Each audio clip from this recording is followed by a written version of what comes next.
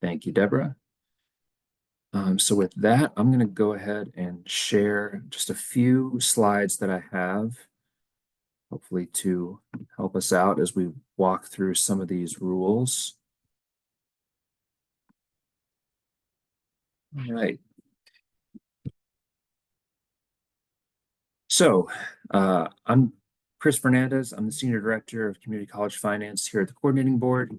I'm also joined by my colleague, Dr. Melissa Humphreys. She'll be focusing more on the technical methodology side a little bit later. But I'm going to start with a walkthrough of some of our proposed rules for FY26. And I'll just say right now, these have all been posted to the Texas Register. They can be read in all of their beautiful detail on that site in the issue that was published June 13th of this year. The public comment period is open. So I'll just launch right into it, if you don't mind. Probably the most substantive new rule that we have proposed is Chapter 13V. This is a set of fairly significant revisions to our performance tier, the way that we calculate performance tier funding. Instead of trying to continuously update the same block of rules and say this particular way of doing things applies to this year and this way applies to that year, we're just starting a new chapter for a new year. It's much cleaner and simpler that way, especially since the rules that are in effect for calculating performance funding for FY25 have to stay in effect through the rest of our settle up and closeout process as we continue to true up funding when the FY25 data come in later this year and next. So some big changes relative to the old Chapter 13S that you'll see in Chapter 13V. We are proposing a limitation on the number of awards that can be funded per student per year. So in the past, there really was no limit, with the one narrow exception that an institutional credential leading to licensure or certification, still tripping over that one, ICLC, and an occupational skills award and OSA, those could not share contact hours to be funded when awarded to the same student in the same year by the same college. We are proposing to add to that a limitation of one award per type per student per year, which is to say that college could only be funded for one associate degree per student per year, but and then one certificate, one OSA, ICLC, with a narrow exception. It's kind of one, each nominal credential falls into its own type. So we're essentially saying that there's a limit of one of each per student per year. Another proposed rule is to implement a new bill that was passed on community college finance, SB 1786.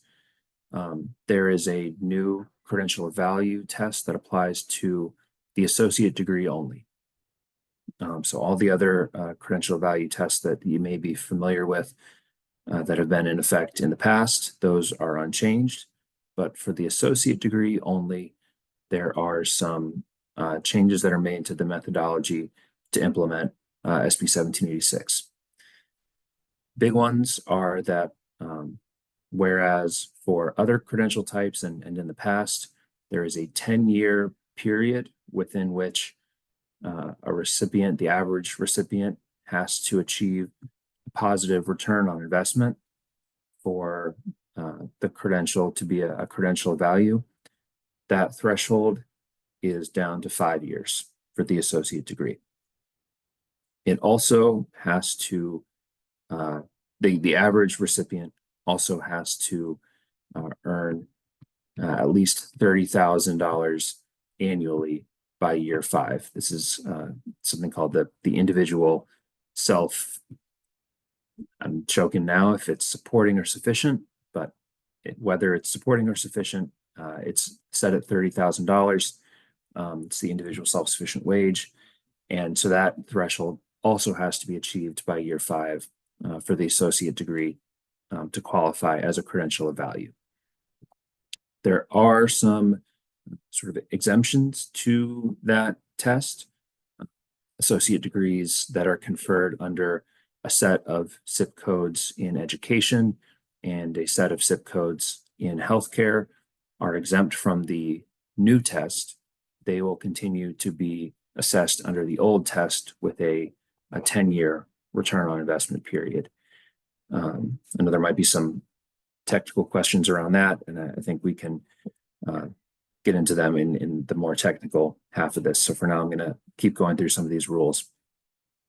We are adding the independent colleges and universities as eligible transfer destinations for funding. So now if a student has 15 hours at the same community college within the look-back period and transfers to a private college or university that meets the definition of a private college or university from statute, that transfer will be fundable. One kind of note to make on that is that there are provisions of determining what is a fundable transfer that sort of look back and check to see whether the student has been previously enrolled at a university that is a sort of fundable transfer destination. And if they have been, then that student does not meet the definition of a fundable transfer. So a quote unquote churn student doesn't meet the definition. And so that's just an important feature of the policy as it stands. We are, another change, maintaining the contact hour threshold on ICLCs. So whereas previously that threshold had been slated to expire, this is the rule that an ICLC has to be, I believe, 80 contact hours at a minimum in a high demand field, or again, choking on the detail, but I want to say 140, 144 in that range for a not high demand ICLC. Those have been slated to expire. We are having to keep those in place for the time being while we continue to collect and vet the data needed to assess ICLCs via the credential of value methodology. One other significant change being made in Chapter 13V is that for a credential to be fundable, the year for which it is reported has to be the year in which it is conferred. That I think is pretty standard already, but that year must also be the year in which the credential was earned with a 4-month sort of extra period. So I'll talk a little bit more about that. So just to get concrete, in FY26, FY25 credentials will be reported. Actually, this first applies to FY26 credentials, so let's go forward another year. In FY27, FY26 credentials would be reported. The credentials that are reported for FY26 must have been conferred in FY26. They must also have been earned in FY26 or in the last 4 months of FY25 in the current year. So essentially a credential earned between May 1st, this past May 1st, and the end of FY26 must be conferred within FY26 in order to be reported for FY26. And a credential earned before May 1st of this current year is not eligible to be funded if it is conferred in and reported for FY26. So we're essentially limiting the time period for looking backwards and identifying credentials conferred, or identifying credentials earned, I should say, and then conferring and reporting them as though they were earned in the current year. And by earned, we mean that the last academic requirement was successfully met. So even if there are holds of various kinds, we're referring to academic requirement being met. I imagine there might also be some questions around that. So if you have a question right now, I'm happy for folks to like raise their hand on the little Zoom thing, and we can address them now. But we are saving some time for Q&A at the end as well. I'll go on to some proposed rules on Chapter 13R. This is our data reporting subchapter. One on which we've already received significant public comment is to unify the deadlines for financial reporting for the report of fundable operating expenses, the AFR itself, and the entry of AFR data into the CARET system. We had proposed to unify those at the end of December. Based on significant public comment already received, I can tell you that we are planning to adjust that proposal.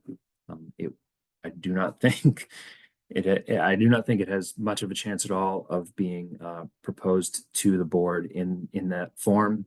I think it will be amended in some way. We understand that proposal is probably not feasible at this time. And so if you want to add more voices to that opinion, of course, feel free, the more the merrier. But that is a message we have heard loud and clear. Another change that we have proposed, is to formalize the records retention period at 7 years after the last payment for which the data in question was a direct input. And so, for example, so that it sounds like just a 7-year retention period, but because there is a sort of a lag on when data are reported, the year for which data are reported, and the year that they inform, for which they inform payments, it ends up being a little bit longer than 7 years. So there's an example there. Financial data in the base tier, because they are already 2 years out of date by the time they're being used to make base tier payments, it ends up being effectively a 9-year period. So that's something to be aware of just on the retention timeline.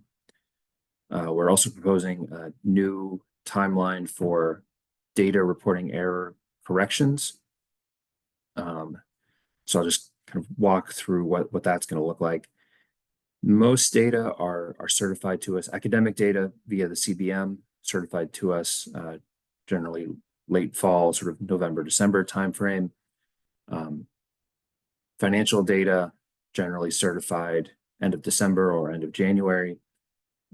Under the proposed timeline, between that certification date and May 1st, there is sort of an open period for correction and recertification. So you realize that data aren't quite right, get in touch with the analyst, the point of contact. You can correct the data, recertify it in a pretty straightforward way. After May 1st, we have pegged May 1st as the date when we need to start trying to lock things down so we can understand what our funding picture looks like for the upcoming fiscal year. So that's when data become quote unquote fundable certified data.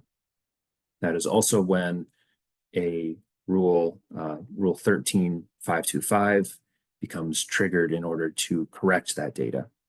And that involves a process of notification and appeal, and it becomes much more onerous, much more of a higher level of scrutiny, if you will, to make those corrections, because they'll have potential funding implications, and we're getting closer to the beginning of the new fiscal year.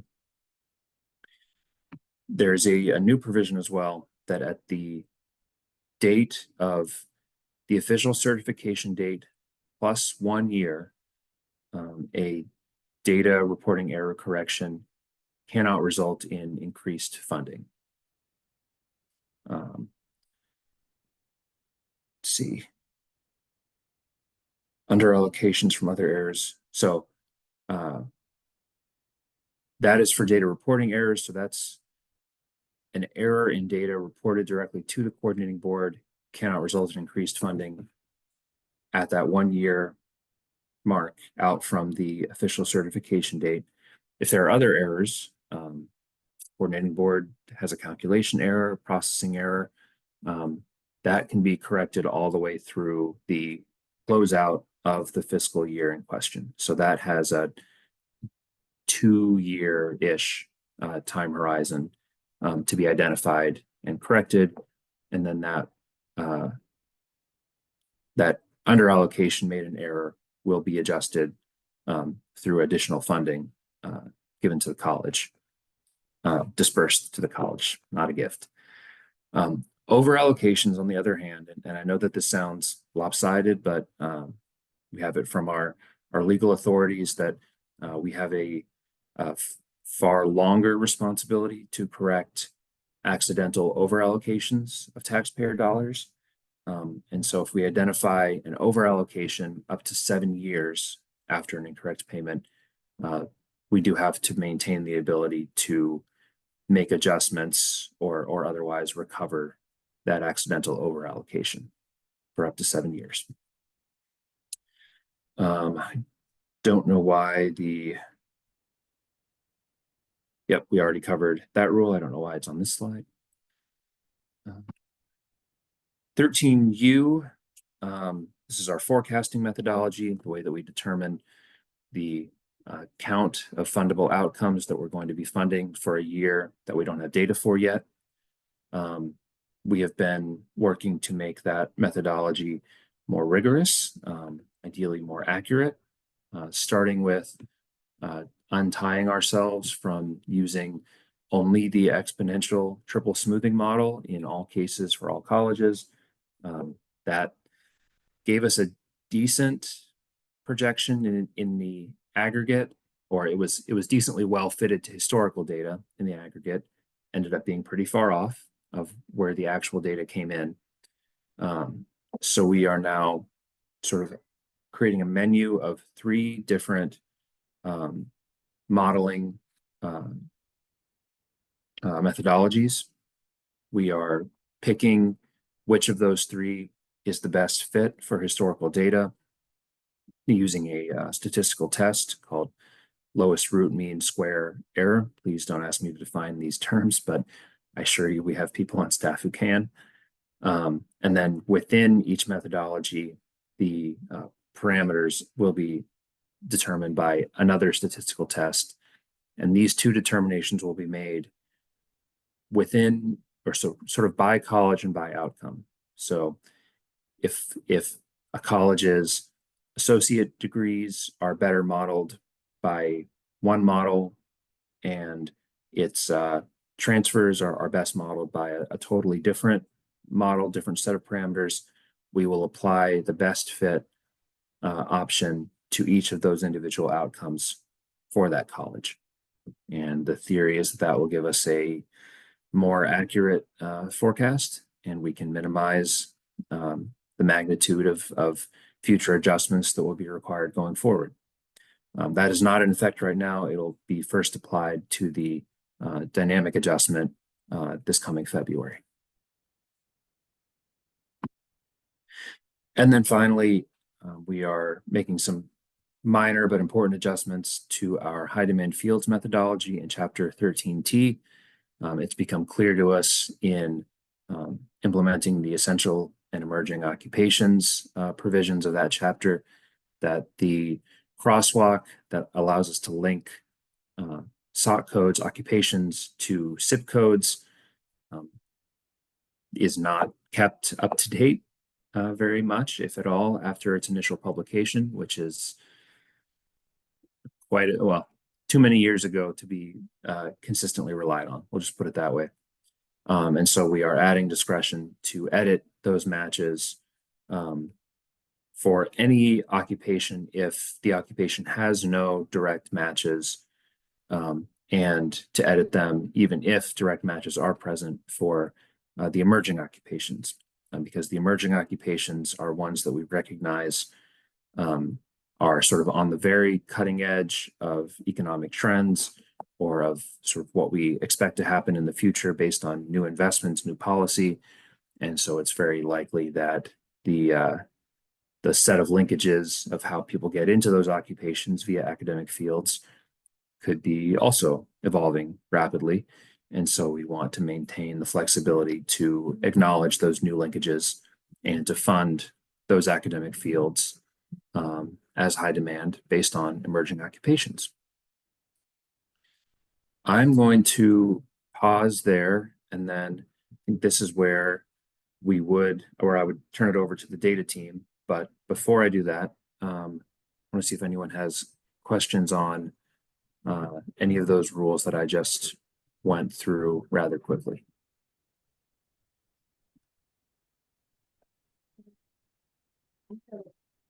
Several questions, if that's okay. Of course, yeah. On the 13B, what will be the source of the document for the RMIs? I'm sorry, that audio was a little choppy for me. Could you repeat that? Sorry about that. For your first slide, the 13B, it's going to be the sourcing document for ROI determination. The sourcing document. So you're asking for what will be where will we find the list of credentials that do or do not meet the credential of value? Correct. And how will we know whether or not we've hit the mark for the ROI? Because it knows a 5-year ROI at $30,000. What's going to be the basis? What's going to be the sourcing for us to refer to know? That is definitely something that we'll be publishing. Yeah, Melissa, anything to add on that? Yeah, we will publish it, but I'm also going to show it today when we go over the methodology changes. So, and then maybe you'll be talking about when the premium will be earned and or paid. Since it seems like that the COV, the credential of value, there are some that have a premium attached to it. And if they have to meet the ROI first, are we going to get that up front, or is it going to be paid on the back end? So the COV premium takes a little longer for us to calculate than the rest of the method. So I think folks have probably noticed that FY24 COV premium is the one major piece still missing from our funding estimates for FY26. So in that sense, it looks like COV premium will always have to be paid out on the back end, as you said, probably with the start of the fiscal year after most of the data is updated. And then on your forecasting models for the 13U, and especially with the 3 different models, is that going to change for the college? I'm speaking specifically for San Jack, that once you've determined it for year 1, can that actually change year over year, like the methodology as a result of the best fit? Or once it's been determined for year 1, that's going to become our methodology, if that makes sense what I'm asking? It does. No, every time we have new historical data to add to the data trend, we'll be reassessing what is the best fit model. Then, that is the plan anyway. Gotcha. And then when you're doing the adjustment, it's going to still assume whatever it started off with. It's still going to assume that even when it comes time to do the adjusting. Yes. So we will look in the same year. Yep. We'll see what was the predicted outcome, and then we will take the difference between that initial prediction and whatever the new best estimate prediction is, and we'll be paying out that difference.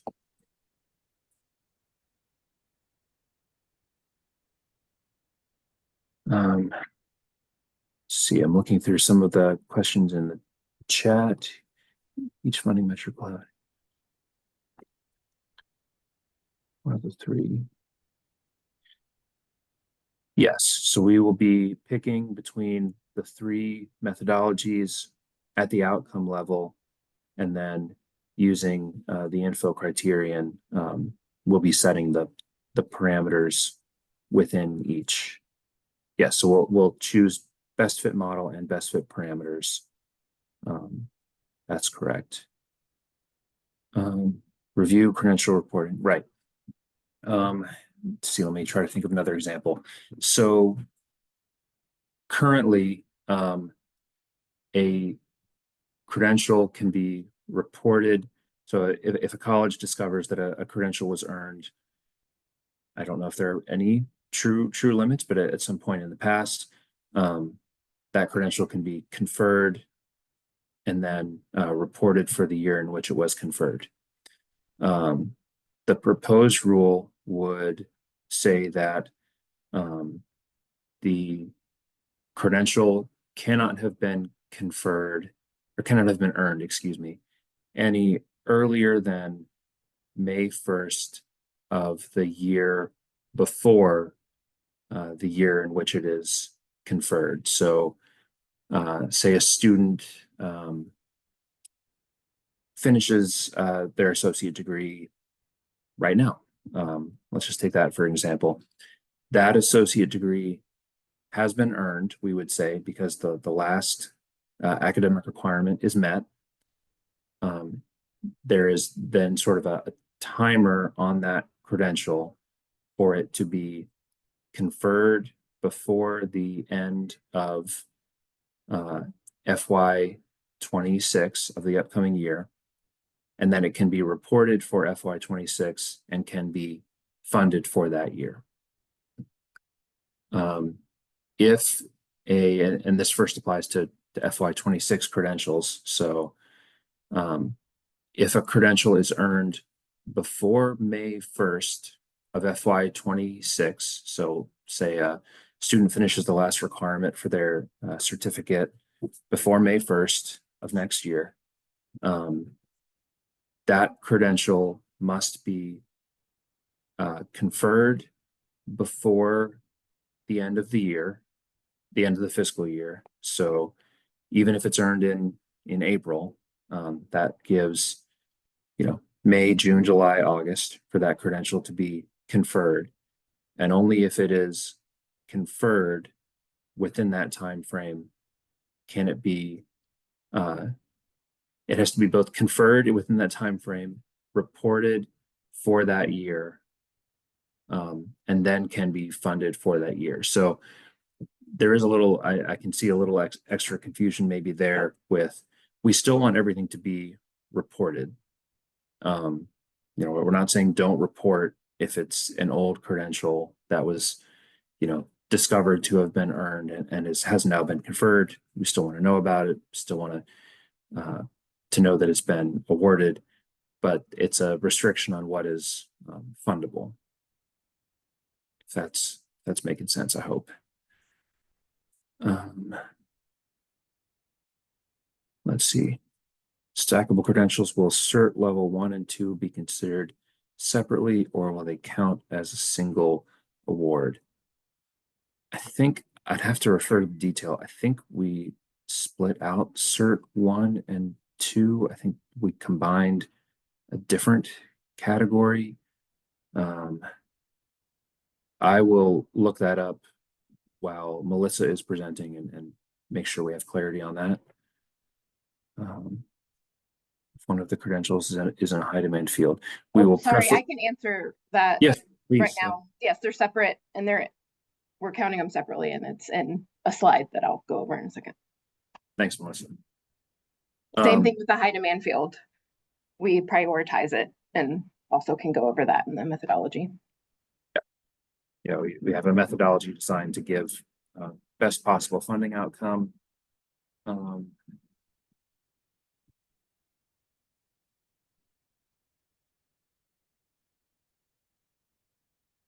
Don't think I can speak to any plans to deploy a reference data set, but I certainly understand the concern. And I will let someone on the data team address the question about the 009, if y'all don't mind. Yes. No, we are not at this time discussing adding more frequent reporting. It was a discussion at one time. I know when we started this, but right now that's not on the table. Thanks, Melissa. Well, I will still be on the call. If you think of more questions about the rules, please feel free to ask, or I will throw the email address into the chat where you can always ask questions. So with that, I'll turn it over to our data team. Thanks. Thanks, Chris. And I want to call out that Torcia Button, the Senior Director of the Educational Data Center, is on as well. So if there are questions, she likely will be able to answer them when I can't. So let me share screen. One moment, please. All right. Are y'all seeing the PowerPoint?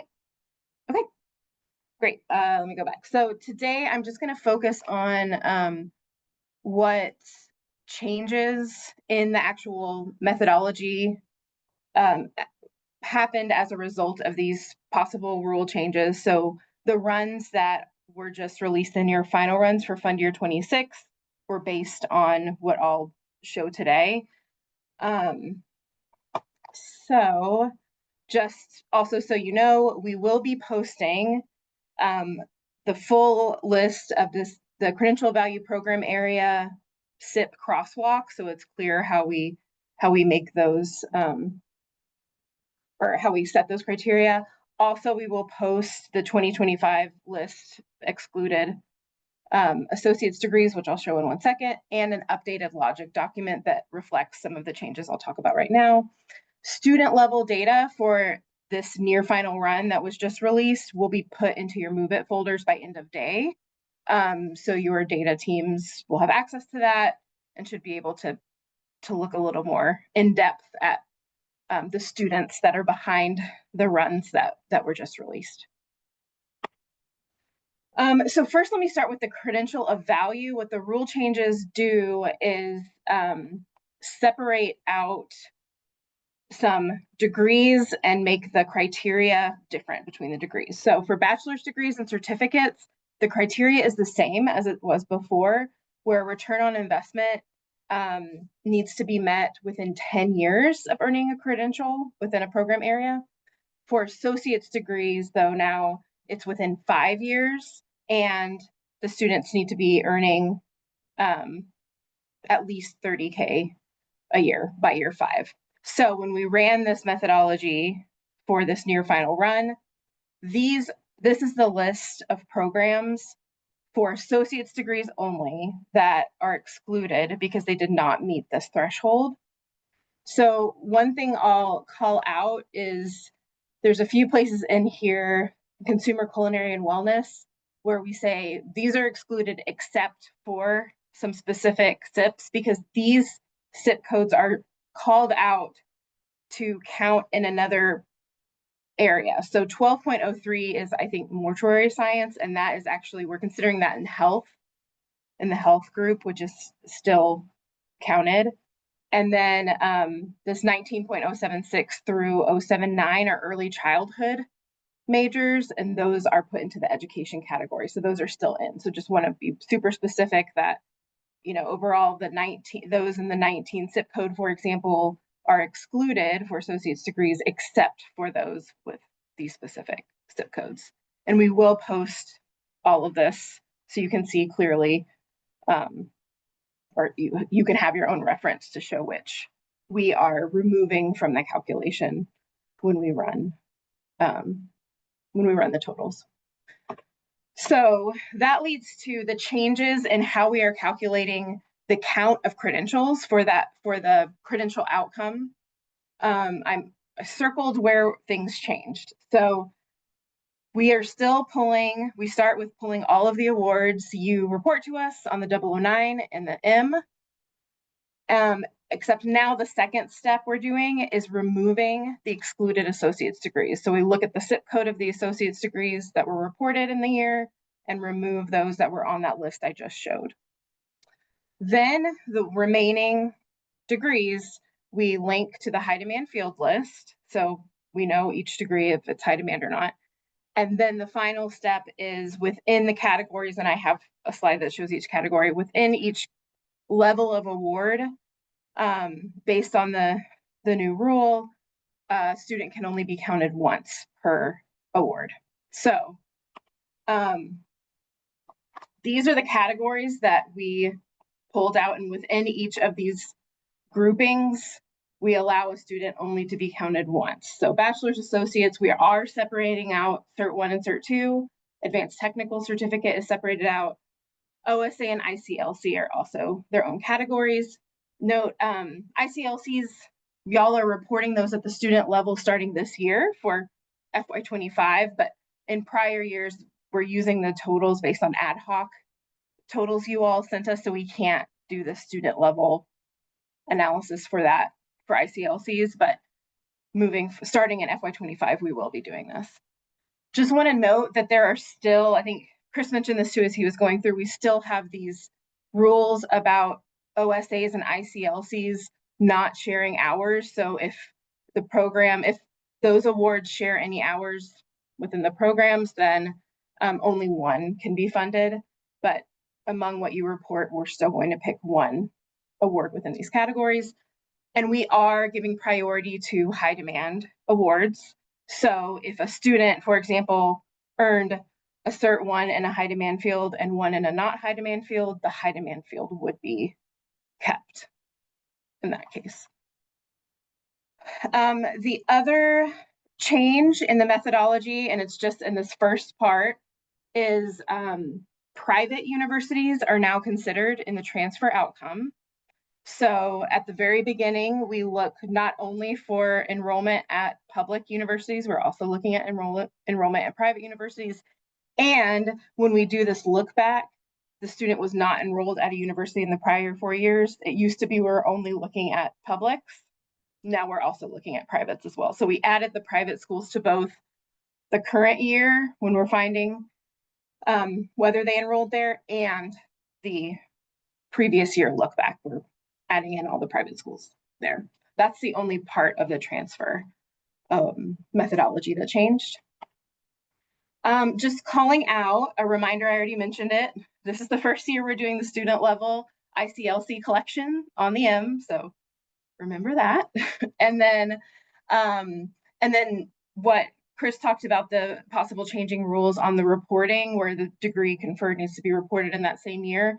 We'll update the CBM language to reflect that rule once that passes, if that passes.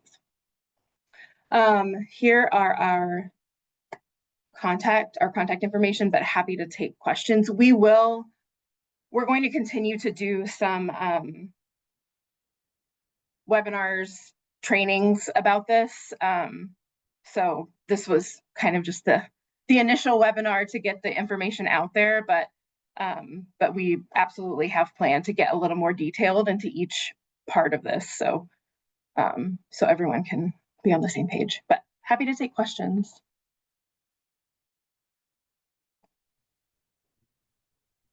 Melissa, I've got a quick question if I can jump in real quick. Good morning, and thank you all for this webinar. There's been some confusion around the tightening of the credential value framework for associate degrees. You had a slide that just showed, based on the data that you all have, assuming this proposed rule gets adopted by your board, then it becomes effective. And you've shown the various associate degrees that right now, based on y'all's calculations, will drop off as fundable terminal credentials. And there's some confusion about whether, well, now they're no longer fundable. Do we even continue to offer these degrees? And of course, our response back from our association has been, of course, that there's a review process, because some of these associate degrees some may be not so close, but some might be close to meeting the revised 5-year ROI and the revised wage threshold of 30,000. So can you address the process at the agency for ensuring that there's a constant review of these credentials, and that this is not a message for the colleges to no longer offer these associate degrees? I hope that makes sense, Melissa. Yes, absolutely. And we, per rule, this is something rule maybe statute too, but we will be updating this every year as we get new data that feeds into the credential value methodology. And Ray, you're exactly right. This, depending on the new data, because essentially what the credential of value takes into account is the cost of a degree, and then looks at what students tend to make after they graduate with that degree. And so every year we get new data about costs, about what students make. And so as we rerun it, it is very possible that, some of these programs that right now are hitting maybe in year 6 might move to year 5. So it's not a one and done. This is it. It's every year we will be updating this. And David Troutman and I will be presenting about this a little more in detail at the TAC Summit. And so we're creating some more, I say that just to say we're creating more resources that every time we create more resources, we'll post them and share. And our goal is to be as open as possible, so you have as much information as you need to be able to discuss this on your campuses. But thank you for calling that out, Ray. But this is not static. It's constantly, every year we will be updating this. Thank you, Melissa. Melissa, they wanted to know if the methodology resources are going to be posted on the website or Move It or both. Likely both. Probably not Move It today. Move It will have the student level data today. And we're happy to upload the other resources once they're done, hopefully next week. But both, I mean, we want to make sure they're posted and easily available to everyone. And we'll likely send out a memo to reporting officials and IR folks as well once we have those documents, just to make sure everyone has them. And then coding formulas, absolutely. We did this last year and we're happy to continue to provide coding. And then we're updating what I mentioned before, we're updating the logic docs based on the rule changes. So you can have exactly how we got from A to B on these. I have 2 general questions. One has to do with the structured co-enrollment. And how will the methodology address those specifically, as well as those degrees that are earned 100% online? Is there going to be any difference there with those 2 particular plans? Right now, there's no rule changes that affect those 2. The 100% online, out of state, there isn't, I think, Torcia, is it this 2025 where that indicator is added for that funding piece, where if a student earned a degree and they were 100% online, out of state, not a Texas resident, that's not a fundable credential. And so there is an indicator now in the 9 for that, but it's not a change in rule. That's been the rule. It's just now it's in the reporting. And I don't know if maybe you can just kind of point me in the direction of which letter that might fall in, but maybe I can do a search. And then the co-enrollment, if it's truly a co-enrollment between a college and a uni, because I read something that was kind of confusing to me a little bit. I'm not quite sure. So if there's some kind of methodology that we need to understand, it would be good if you could kind of highlight that to make sure that we understand that.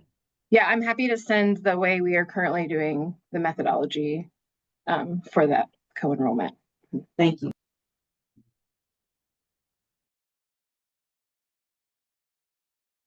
Yeah, there is one sort of minor tweak on the co-enrollment outcome, which didn't cover in the presentation, but we are going to start requiring or collecting, I should say, copies of the MOUs that establish the structured co-enrollment partnership, just because that is a critical component of it being a fundable co-enrollment outcome. And so we're going to be collecting those MOUs to have documentation of that. And will that be all MOUs, regardless if it's with an ISD or with the uni? It'll be whatever co-enrollment exists.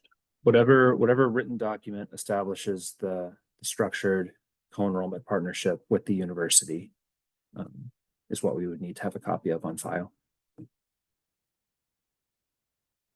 And we'll release details of that as we develop it. And as that, once we have those, we'll discuss any possible reporting changes for it. But yeah.